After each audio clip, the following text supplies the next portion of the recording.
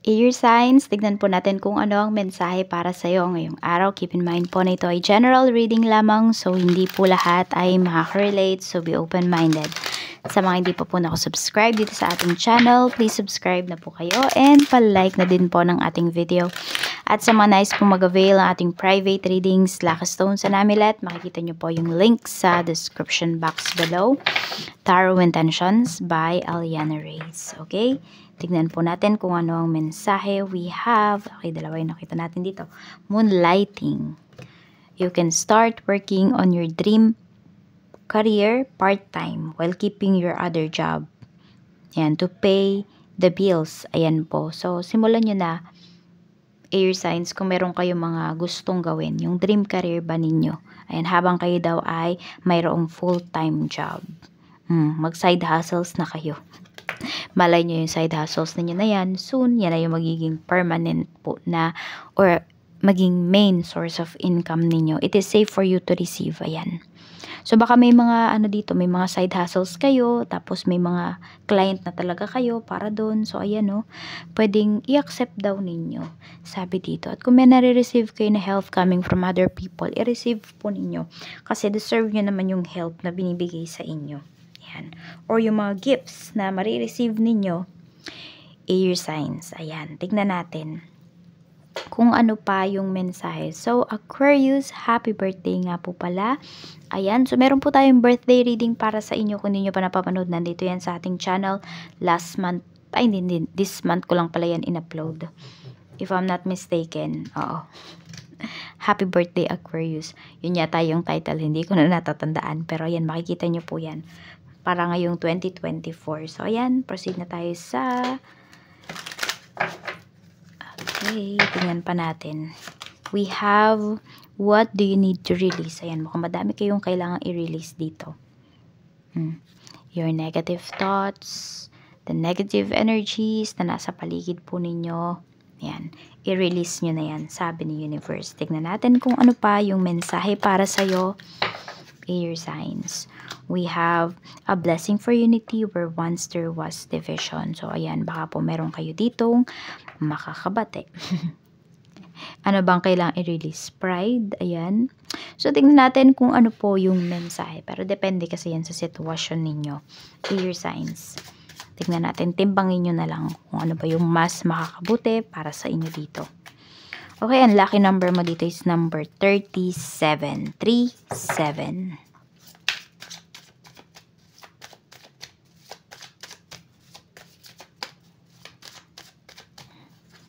We have 6 of swords. Meron tayo ditong 3 of wands. At mayroon tayo ditong 2 of swords pagdating sa trabaho.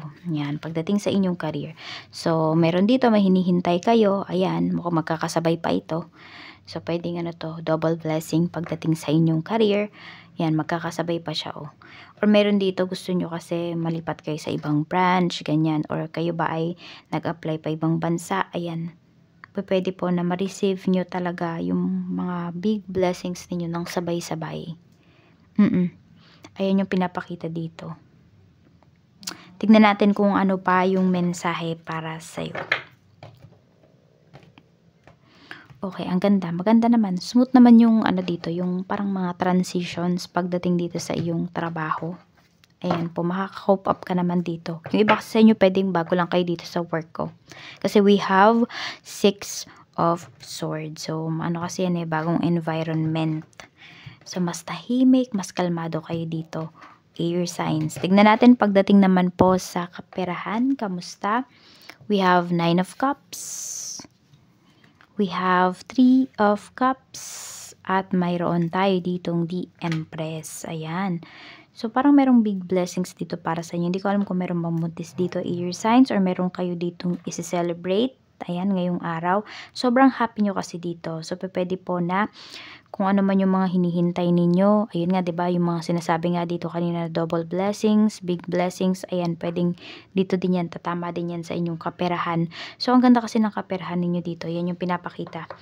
happy kayo sa kung nasaan kayo ngayon, happy kayo sa kinikita ninyo air signs. At kung meron nga kayong gustong umpisahan, ayan, umpisahan nyo na daw po. Yun yung sinasabi sa inyo dito ni universe. Tignan natin pagdating naman sa inyong negosyo, we have Page of Cups.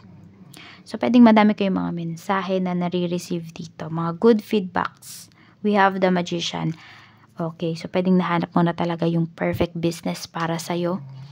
7 of Wands. Ayan, napakaganda rin naman ang energy natin dito. 7 of Wands. So, yan po ay, ayan, talagang, ano kayo dito, parang sobrang mahal na mahal ninyo yung business ninyo. Hindi nyo talaga iniwan. So, kailangan lang talaga maging hands-on kayo dito, air signs, para mas gumanda pa yung inyong business. Yan. Pwedeng madaming nangungutang, o madaming mga challenges dito sa business ninyo ngayon. Pero kasi hands-on nga kayo, kaya nagagawan po ninyo ng paraan. Kung mayroon mang problema, nagagawan ka agad ng solusyon. Pero huwag kayong mag-alala. Kung may stress man kayo na mararamdaman or mararanasan dito sa business ninyo ngayong araw, malalagpasan nyo po yan at doble talaga yung balik niya, nag-uumapaw na blessings yung paparating para sa inyo dito, yung sales ninyo. Ayan, tignan natin kung ano naman ang mensahe pagdating sa love life. Kamusta naman po ang love life ni air sign spirit guide ngayong araw na ito? Main energy po natin, ano yung main energy? We have divorce. Ayan, we have experiencing a breakup. Pero meron tayo dito, 'di ba? A blessing for unity where once there was division. So, pwede namang maayos siguro 'to. Ayan. Tingnan natin para sa mga single natin. Ayan. Para sa ating mga single spirit guide na air signs, kamusta po? We have Knight of Wands. Ayan.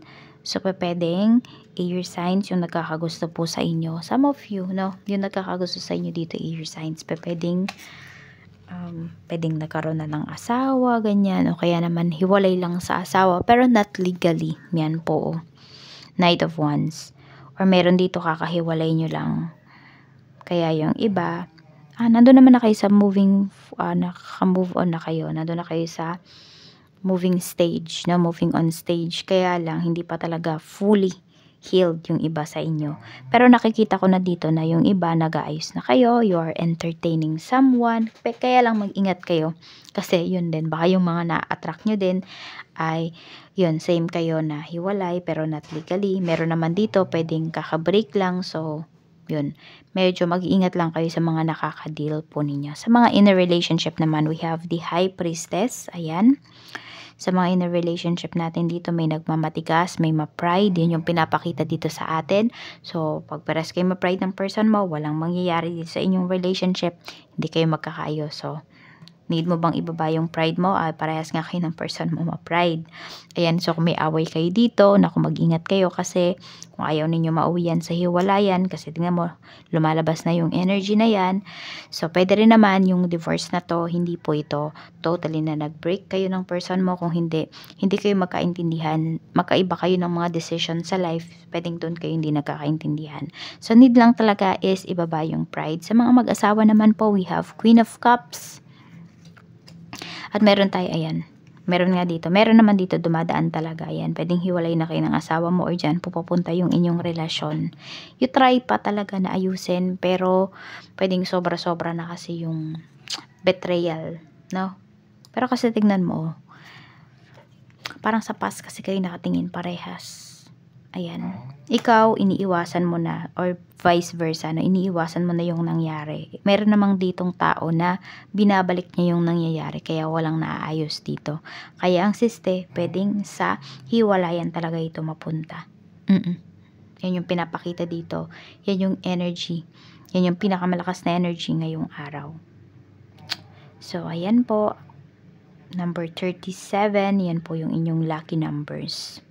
So, yan lang po. Maraming salamat. Mag-iingat po kayo always and more blessings to come. Bye-bye!